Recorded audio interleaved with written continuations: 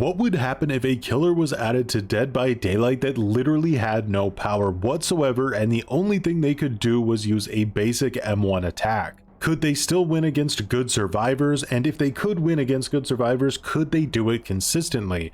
I recently answered these questions in my M1 only killer experiment, where we played a 9-foot tall bunny legion without ever using his power or any add-ons in the top MMR bracket on console with the controller on low sensitivity. Now, before we get into all the details of this experiment, you're probably asking yourself, what relevance does this dumb question even have? Well, it's actually very important because with the release of the Knight, it has become abundantly clear that the balance team at Behavior is playing it way too safe with killer powers. What Behavior and game developers in general fail to understand is that certain players in any video game will adapt to win no matter the difficulty. In one game, it might be a boss fight that takes 3 real-life days non-stop to complete, or in the case of DBD, somehow killing 4 sweated out survivors with no killer power. The enormous downside of this is that the strategies that allow players to accomplish these victories are usually downright awful. In DBD, that means full meta, tunneling, slugging, and camping. Literally whatever needs to be done to finish the job and get the W. This was my argument, and I took it to Twitter and made my case that the weaker the devs make a killer, the more players will adapt to win regardless. And like I said, adapting in DBD means meta, tunneling, camping, 3-genning, slugging, all of the above. And it just sucks the enjoyment out of the game for a lot of the players. This is why Wesker was so greatly received, because his power gave him agency in a chase even against good survivors. Of course though, since it's Twitter, I managed to offend literally everyone with this. Survivor mains thought this was me trying to say that Killer is overpowered, Killer mains claimed I was a Survivor main, and Patrick straight up blocked me again. This is why, instead of just flapping my gums about it, I decided to do an experiment live on Twitch where I would play an entire stream using only an M1 killer and tally the results. Now, the reason I chose Legion specifically was because it was very important that the killer I played as would have as minimal impact on the survivor playstyle as possible. For instance, if I had played Trapper, survivors might be concerned of traps being placed in certain areas,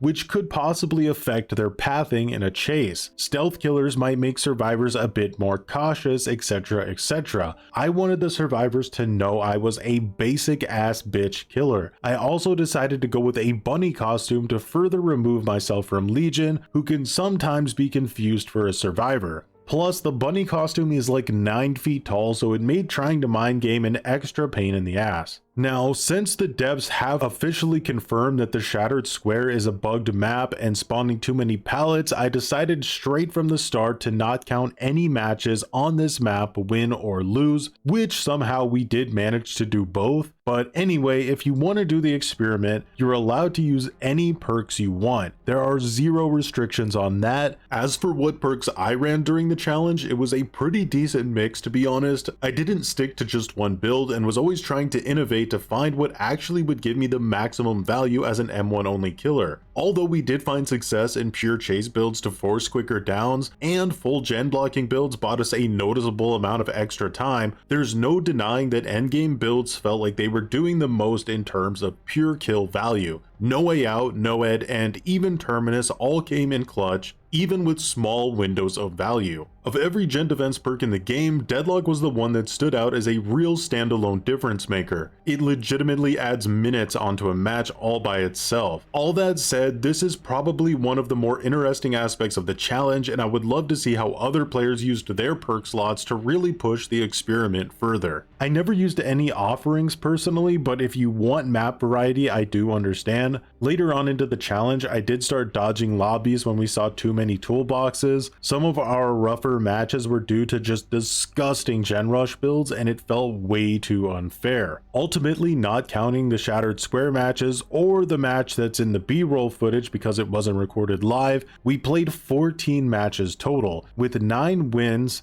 3 draws, and 2 losses. We also had a similarly good record when doing Otzdarva's 30-second AFK challenge, which largely proved the same point. The matches themselves were incredibly stressful, and the challenge makes the game more interesting for sure, but just be aware that every survivor seems like a god tier player when you don't have any power. Now, going back to the overall point of the experiment, I'm going to try to avoid the killer main survivor main brains from exploding, so I'll use an analogy. Imagine your favorite grocery store gets robbed every single night, and instead of doing anything to stop the store from getting robbed, the owners just increase their prices to make up for the stolen groceries. Well, now every time you go in to get groceries, you have to pay more and more until you can no longer afford the groceries at all, at which point you will also have to start robbing the store. At some point, behavior needs to address the fundamental problems with DBD, but in the meantime, weak ass killer powers and offensively bad maps will only make the problem even worse. Remember, the top players will adapt and start robbing the store, whereas the middle of the road players who have lives will go shop somewhere else. Developers need to stop placating and worrying about sweats who are going to win no matter what anyway. Now, if you want to try the challenge yourself, I highly recommend it. Let your favorite killer players know if you want to see them try it as well. I posted my results of the experiment on Twitter, and there were a lot of accusations that the survivors I played against were just bad, which couldn't be further from the truth. They were some of the biggest sweatlords I've played against in recent memory on a Friday night. Plus, to be fair, my original claim was that it would be a 50% win rate, and we were able to do significantly better than that.